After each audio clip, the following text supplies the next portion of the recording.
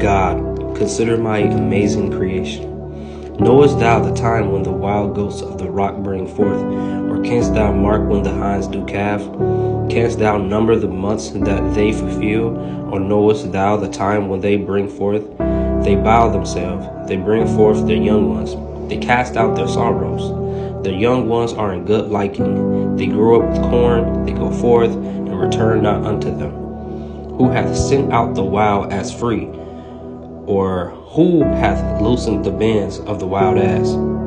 Whose house I have made the wilderness, and the barren lands his dwelling. He scorneth the multitude of the city, neither regardeth he his crying out of the river. The range of the mountains is his pasture, and he searcheth every green thing. Will the unicorn be willing to serve thee, or abide by thy crib? Canst thou bind the unicorn with his band in the furrow, or will he harrow the valleys after thee?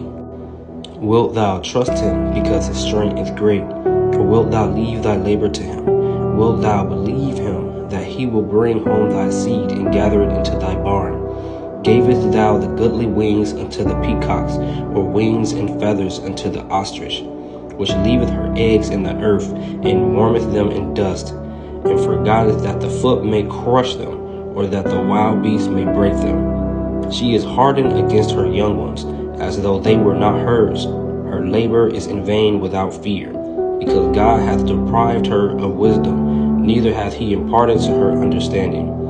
What time she lifteth up herself on high, she scorneth the horse and his rider. Hast thou given the horse strength?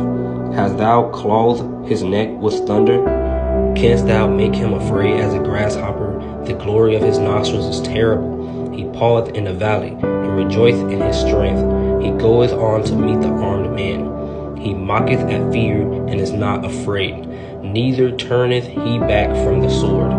The quiver rattleth against him, the glittering spear and the shield. He swalloweth the ground with fierceness and rage. Neither believeth he that is the sound of the trumpet.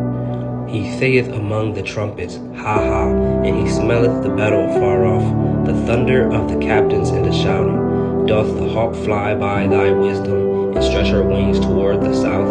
Doth the eagle mount up at thy command, and make her nest on high? She dwelleth and abideth on a rock among the crag of the rock, in the strong place.